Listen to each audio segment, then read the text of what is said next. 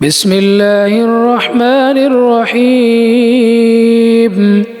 وإذا أخذنا ميثاق بني إسرائيل لا تعبدون إلا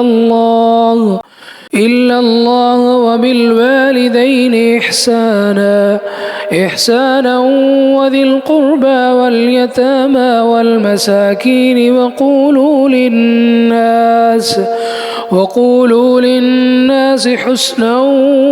وأقيموا الصلاة وآتوا الزكاة ثم توليتم إلا قليلا منكم وأنتم معرضون وإذ أخذنا ميثاقكم لا تسفكون دماءكم ولا تخرجون أنفسكم من دياركم ثم أقررتم أنتم تشهدون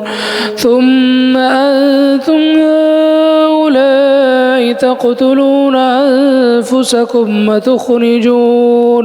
وتخرجون فريقا منكم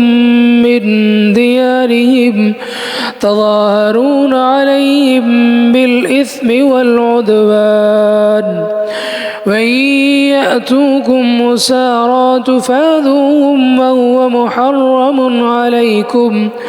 وهو محرم عليكم إخراجهم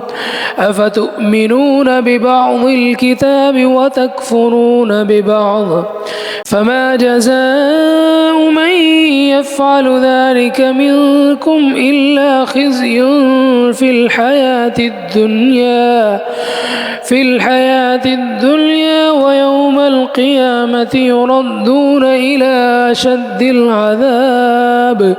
وما الله بغافل عما تعملون أولئك الذين اشتروا الحياة الدنيا بالآخرة فلا يخفف عنهم العذاب ولا هم